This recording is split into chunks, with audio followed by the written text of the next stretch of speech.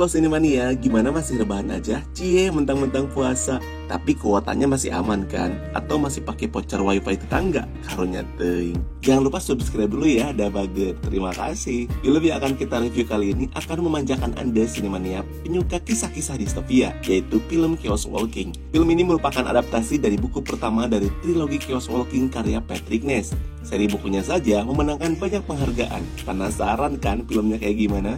Film Chaos Walking ini dirilis pada tanggal 8 April 2021. Masih anget-angetnya ya. Jadi saya sarankan untuk nonton filmnya terlebih dahulu karena konten ini full spoilers. Tapi kalau sayang kuota, lanjut di sini aja tenanaon. Film ini berlatar belakang tahun 2227, berkisah tentang perjalanan koloni manusia yang meninggalkan bumi untuk mencari planet baru yang lebih baik. Biasanya, kisah-kisah seperti ini berakhir dengan aksi perang antar bintang bahkan antar galaksi. Tapi kali ini muncul kisah dari para penghuni planet baru karena konon katanya semua penghuninya adalah laki-laki. Kok bisa ya? Terus bagaimana kalau mau melakukan ups? Hingga suatu saat sosok perempuan datang dan menjadi masalah bagi planet tersebut. Wah, penasaran kan? Ya udah kalau gitu nggak usah berlama-lama, karena kalau lama-lama nanti diambil orang. Jangan tunggu lama-lama, nanti lama-lama aku diambil orang. Dibintangi oleh Daisy Ridley, Nick Jonas, Mads Mikkelsen, Tom Holland si Spider-Man. Nyasar juga di film ini rupanya Spider-Man ya. Dan dibintangi juga sederet aktor terkenal lainnya, Sinemania. Inilah review Chaos Walking.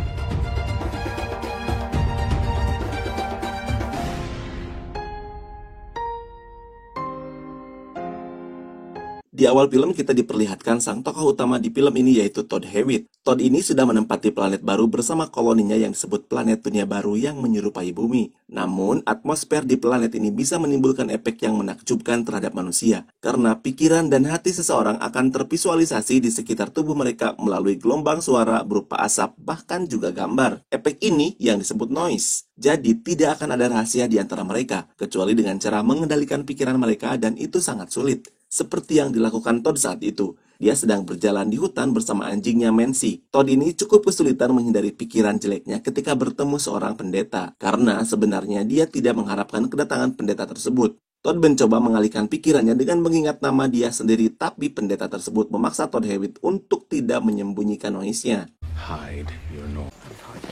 Hide your noise. Hide your noise. Do not hide your noise. Hide The dust is the ground. Scene beralih ke pemukiman di mana Todd dan koloninya berada. Koloni yang hanya dihuni oleh kaum laki-laki ini bernama Prentiston, yang dipimpin oleh wali kota bernama David. Koloni ini merupakan gelombang pertama manusia yang pindah dari bumi. Katanya di koloni ini dulunya ada perempuan juga. Akan tetapi seluruh perempuan telah dibantai oleh penduduk asli di dunia baru, yaitu makhluk yang mirip alien yang disebut dengan Spikal. Sang wali kota memiliki anak yang bernama Devi, tetapi sepertinya Devi dan Todd Hewitt sering bersitegang dan saling mengejek. Bahkan suatu ketika Hewitt mampu menciptakan ilusi ular dari noise-nya yang akan menggigit Devi, sampai Devi ketakutan dan terjatuh dari kuda. Sedangkan Todd sendiri dari kecil tinggal bersama dua orang pekerja ladang bernama Ben dan Killian yang kini menjadi orang tua angkatnya. Mereka tinggal di sebuah pondok sederhana di pinggir hutan dan ketika Todd tidur, noise-nya masih bisa kelihatan sama orang lain. Dia teringat masa lalunya ketika sang wali kota memberinya pisau lipat yang merupakan hadiah ulang tahunnya. Wali kota juga mengatakan bahwa di dalam koloni ini seorang pria harus membunuh. Sementara itu di luar angkasa, sebuah pesawat koloni manusia kloter kedua menurunkan kapsul menuju planet dunia baru. Kapsul itu berpenumpang beberapa orang pria dan satu orang perempuan. Ketika kapsul tersebut melewati atmosfer, mereka dikejutkan dengan kemunculan suara serta visual dari setiap kepala pria. Fenomena yang tidak mereka pahami itu lantas membuat seluruh awak menjadi ketakutan. Pesawat yang mereka tumpangi juga tidak bisa menahan panas dari gesekan atmosfer yang membuat pesawat tersebut terbakar dan jatuh di planet dunia baru. Cerita kembali ke planet dunia baru. Todd yang sedang bekerja di ladang disuruh ayahnya untuk memeriksa panel listrik yang ada di gudang. Tapi Todd dikejutkan karena mendapati seorang tanpa noise keluar dari gudangnya. Todd menduga bahwa orang tersebut adalah pencuri. Todd berlari mengejar sosok tersebut yang dengan cepat lari ke dalam hutan.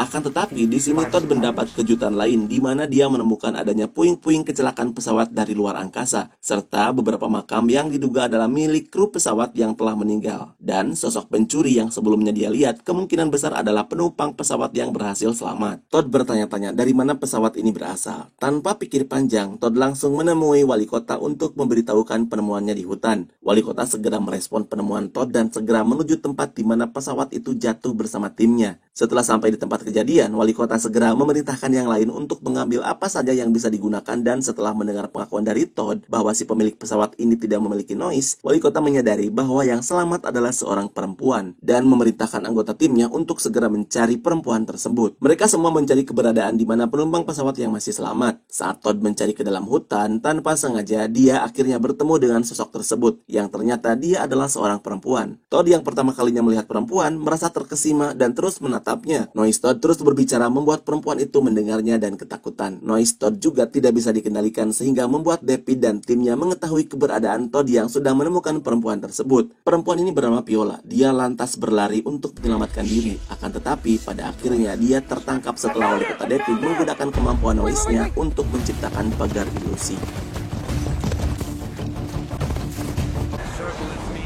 Viola dibawa ke sebuah rumah serta diberi penjelasan mengenai noise. Happened to all the men when we landed on this planet. You see mine? No. Didn't affect the women. David juga menjelaskan bahwa para perempuan telah meninggal karena dibantai oleh spesies asli dunia baru yaitu Spikal. A terrible war against the native species. Kemudian David mencari tahu apa maksud kedatangan Viola ke planet ini. Viola juga mengatakan ternyata dia diutus untuk memantau koloni pertama yang datang ke planet dunia baru. Akan tetapi, mereka kehilangan kontaknya. Viola sendiri sebelumnya tinggal bersama koloninya di pesawat luar angkasa dengan armada yang sangat besar karena pesawatnya menumpang manusia sebanyak 4.000 jiwa yang bertahan hidup bertahun-tahun di dalam pesawat luar angkasa untuk mencari suaka dan kemungkinan akan mendarat di planet baru juga. David yang mendengar penjelasan Viola segera pergi keluar dan memerintahkan anaknya Devi untuk mengawasi Viola tanpa bicara dan tidak membiarkan siapapun masuk. Di luar ruangan, sempat terlihat David sang wali kota menggunakan kemampuan noise-nya untuk mempengaruhi para penduduk dengan kalimat pemersatu koloninya, dan hanya Todd saja yang tidak bisa terpengaruh dengan noise-nya David. Sementara itu, Devi yang awalnya diperintahkan hanya untuk mengawasi, justru dengan sengaja menggeledah tas milik Viola serta mengambil sebuah benda. Viola pun memperingatkan Devi agar berhati-hati dengan benda yang dia pegang. Akan tetapi Devi tidak mempedulikannya dan menyentuh tombol benda tersebut yang ternyata sejenis senjata laser dengan daya tembak yang luar biasa dan membuat seisi ruangan berantakan. Viola mengambil kesempatan ini untuk segera melarikan diri.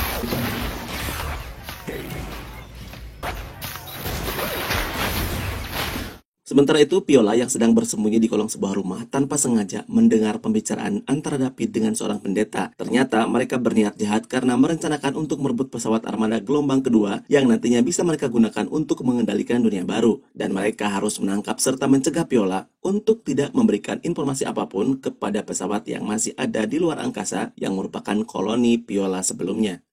Saat Todd kembali ke rumahnya, ternyata Viola sudah ada di dalam gudang. Todd berusaha agar Viola tidak ketakutan dan mencoba meyakinkan Viola bahwa dia akan membantunya. Kemudian Todd dipanggil ayahnya Ben. Dia keluar seolah-olah tidak terjadi apa-apa dan berusaha menutupi keberadaan Viola.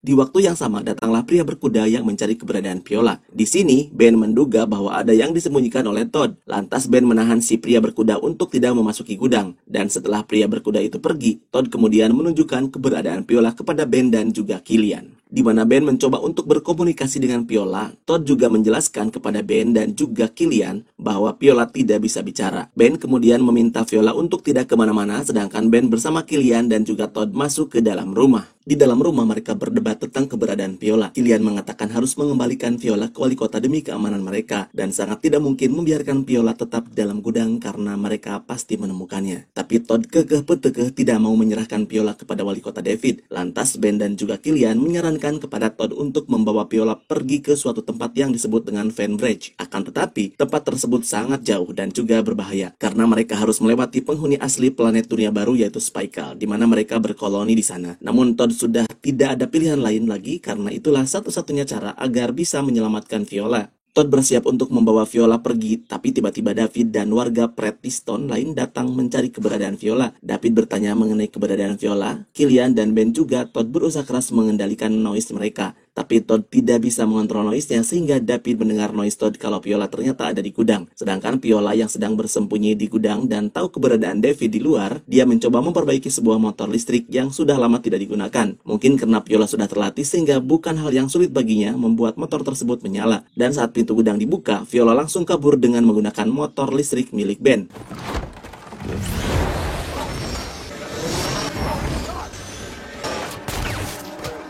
Melihat hal tersebut, Todd bergegas untuk mengikuti Viola dengan kudanya. Viola dan Todd tidak luput dari pengejaran anak buah David sampai ke dalam hutan. Sementara itu, Gillian akhirnya harus terluka karena menerima tembakan dari si anak wali kota setelah dia menggagalkan tembakan salah satu warga yang akan menembak Viola. Pengejaran ke dalam hutan pun berlangsung cukup lama hingga sampai akhirnya Viola dan juga Todd terjatuh ke dalam jurang.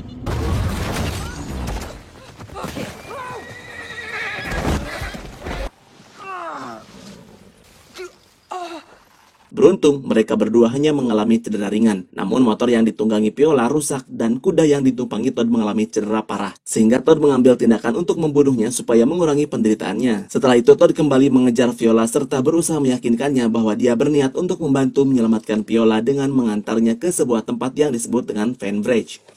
Kita kembali melihat nasib Killian yang tadi ditembak David. Ternyata dia sedang sekarat.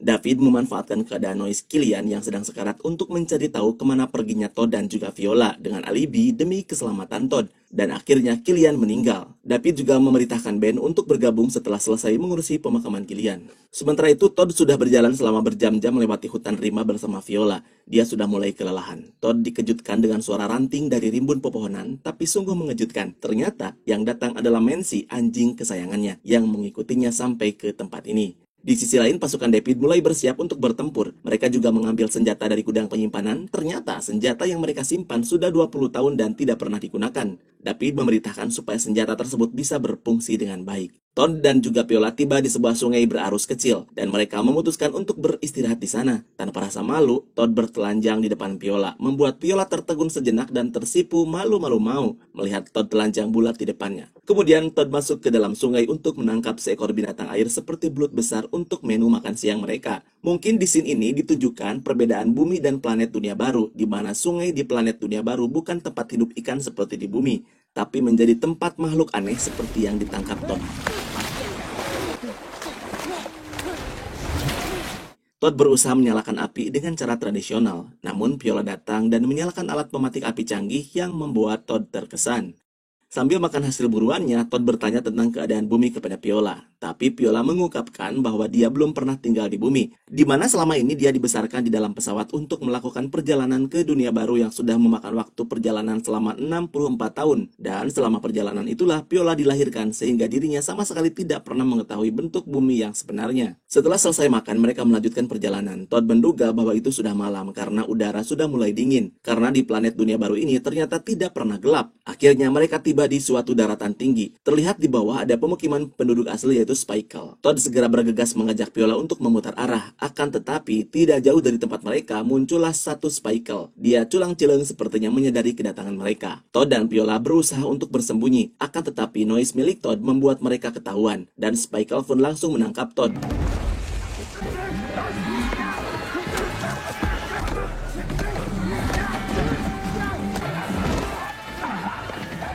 Beruntungnya, Todd bisa melepaskan diri dan berbalik untuk menyerang makhluk tersebut. Di sini seperti ada yang aneh, di mana Spikel tidak seperti yang diceritakan oleh David yang jahat dan akan membunuh setiap perempuan yang dia temukan. Tapi hal itu tidak dilakukan oleh Spikel ketika bertemu Viola. Todd yang sangat membenci Spikel berniat balas dendam atas kematian ibunya, tapi Viola berteriak menghentikan tindakan Todd dan makhluk tersebut pergi meninggalkan mereka.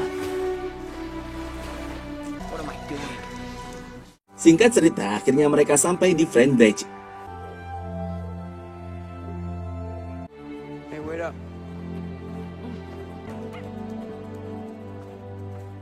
Di Di sini Todd dibuat terkejut ketika melihat koloni lain yang terdapat wanita dan pria bisa hidup berdampingan. Tentunya, fakta ini menepis semua cerita dari wali kota Freddystone yang mengatakan bahwa seluruh wanita telah dimusnahkan oleh Spiegel. Todd dan juga Viola kemudian dihadapkan kepada wali kota Fenbridge yang adalah seorang perempuan bernama Hildy. Awalnya, seluruh penduduk terkejut ketika Viola mengatakan bahwa mereka berasal dari Freddystone, yang ternyata menurut ungkapan dari Hildy, setiap pria yang datang dari Freddystone akan dihukum gantung. Akan tetapi, hal itu tidak berlaku bagi para remaja yang seumuran dengan Todd dan juga Viola. Hildy kemudian mengizinkan Todd serta Viola untuk tinggal di rumahnya serta memberi mereka makanan. We have no communicators for any other settlement, let alone beyond.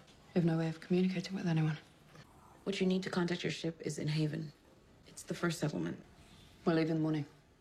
Kemudian Todd mengambil catatan milik ibunya yang sebelumnya dimasukkan oleh Ben ke dalam tasnya, lalu memberikan catatan tersebut kepada Viola. Dikarenakan Todd ternyata tidak bisa membaca karena sejak kecil pendeta Freddystone membakar semua buku yang ada sehingga anak-anak tidak bisa belajar membaca. Sang pendeta menganggap bahwa memiliki noise saja sudah lebih dari cukup. Dengan senang hati, Viola membantu Todd untuk mengetahui isi dari jurnal milik ibunya. Dari catatan itulah kebenaran terungkap, di mana sang ibu ternyata tidak meninggal karena dibunuh oleh Spiegel, melainkan dibunuh oleh wali kota Freddystone. Hal itu dikarenakan David, wali kota Freddystone, tidak terima apabila rahasia pria bisa diketahui oleh wanita, sedangkan apapun yang disembunyikan oleh wanita tidak bisa diketahui. Bahkan si pendeta berpendapat alasan wanita tidak memiliki noise karena mereka tidak memiliki jiwa. Dan mulai saat itu David bersama pendeta mulai mempengaruhi pikiran para pria lain untuk membunuh para wanita yang ada, termasuk ibunya Todd. Tidak lama kemudian pasukan dari David sampai dan mulai bersih tegang dengan penduduk Fenbridge. Di sini David juga sempat menggunakan kemampuan noise-nya untuk mempengaruhi seluruh penduduk Fenbridge, yang lantas membuat semua orang pun menyerah di hadapan David. Sementara itu Todd yang menyadari adanya keributan segera menghampiri Viola yang terlihat telah melumpuhkan satu orang anak buah David. Mereka kemudian bergerak melewati belakang bangunan, namun sayangnya posisi mereka segera diketahui oleh pendeta.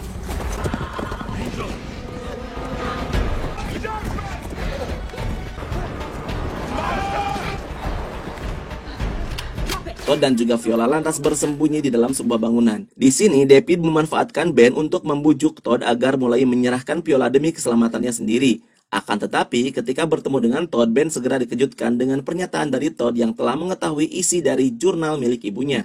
My whole life you lied to me. How could you keep this from me? We thought we could protect you. That's lying to I'm me. sorry. Let me protect you now.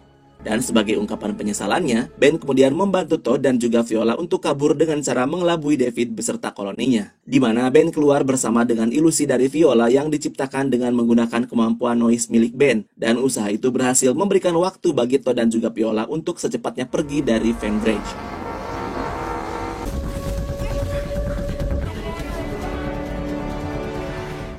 Sementara itu, Todd dan juga Viola naik perahu kecil dan mengikuti arus sungai. Namun, aksi mereka diketahui oleh pendeta. Sang pendeta terus mengejar mereka sampai-sampai kuda yang dia tumpangi ikut terseret arus sungai dan tenggelam.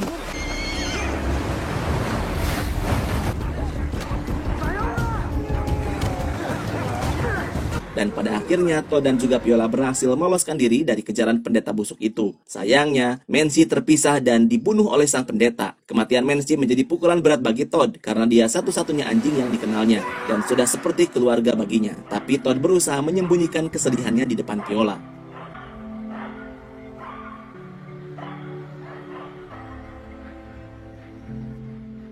Setelah beristirahat sejenak, mereka kembali melanjutkan perjalanan dan tiba di sebuah reruntuhan pesawat luar angkasa yang sangat besar. Diyakini oleh Viola bahwa pesawat ini adalah milik koloni gelombang pertama. Di waktu yang sama, mereka mendapati noise koloni David mulai mendekat. Dan karena tidak ada waktu lagi, Viola memutuskan untuk masuk ke dalam reruntuhan pesawat. Karena dia yakin akan ada alat komunikasi yang bisa digunakan untuk menghubungi armadanya. Mereka kemudian turun dan berada di sebuah ruangan yang banyak terdapat peti hibernasi binatang dari bumi supaya bisa dibawa menuju ke planet dunia baru. Dan karena pesawat ini memiliki model tidak jauh berbeda dengan pesawat armada Viola, Viola dengan cepat bisa menemukan di mana alat komunikasi berada. Dan ternyata alat komunikasi tersebut masih berfungsi dengan baik. Akan tetapi tidak bisa digunakan karena antena pengirim sinyalnya tidak terpasang dengan baik. Todd kemudian menawarkan diri untuk mencoba memperbaiki antena yang berada di atas pesawat. Viola pun setuju. Todd langsung memanjat untuk memperbaiki antena. Dia melihat koloni David sudah mulai mendekat. Todd bergegas naik dan pada akhirnya dia berhasil menyambungkan antena tersebut.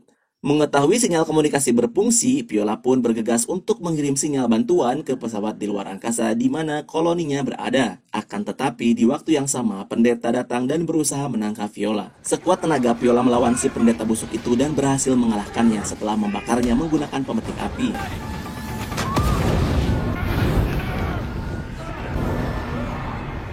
Di sisi lain, David menggunakan kekuatan noise-nya supaya Todd bisa keluar dengan mengancam akan membunuh Ben. Ternyata cara ini berhasil dan membuat Todd menghampirinya. Namun karena Todd juga mengendalikan noise-nya dan tidak mau menunjukkan keberadaan Viola, David pun akhirnya menembak Ben. Dan atas dorongan dari Ben, Todd memberanikan diri untuk menyerang David menggunakan pisaunya. That girl is you.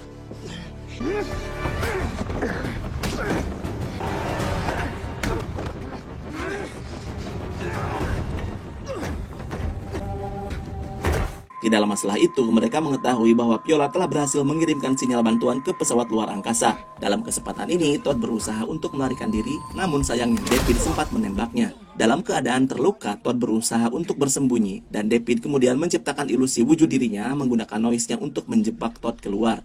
Dan dengan ragu, Todd keluar dari persembunyiannya dan langsung menyergap ilusi David. Dengan mudah, David menyergap Todd dan berniat untuk membunuhnya. Tapi tiba-tiba Todd menggunakan kekuatan noise-nya untuk menciptakan ilusi ibunya beserta beberapa wanita yang sebelumnya telah dibunuh oleh David, sehingga David merasa ketakutan. Di waktu yang sama, Viola menggunakan kesempatan ini untuk mendorong David, yang pada akhirnya David terjatuh ke dasar reruntuhan pesawat dan tewas. Viola kemudian mendekati Todd yang sedang sekarat bersama dengan kedatangan pesawat armada gelombang kedua yang sebelumnya dihubungi oleh Viola, dan kemunculan pesawat itu membuat koloni David memilih untuk pergi dari tempat tersebut. Scene terakhir memperlihatkan Todd yang tiba-tiba terbangun di dalam sebuah pesawat. Viola yang sedang menunggunya langsung menyapanya dan bilang bahwa Todd tidak sadarkan diri selama beberapa hari. Dan di sini Todd juga mengetahui bahwa koloni gelombang kedua ternyata memilih tinggal di dunia baru. Dan berikutnya sudah dipastikan bahwa Todd akan menjalin hubungan dengan Viola dan film pun selesai. Sampai di sini review film kita kali ini. Jangan lupa klik subscribe, like, comment, and share ke teman-teman Anda. Kalau Sinemania berkenan, boleh juga menyalakan lonceng notifikasinya supaya tidak ketinggalan update di channel ini. Mohon maaf kalau ada salah-salah kata. Saya Hamzah, pamit.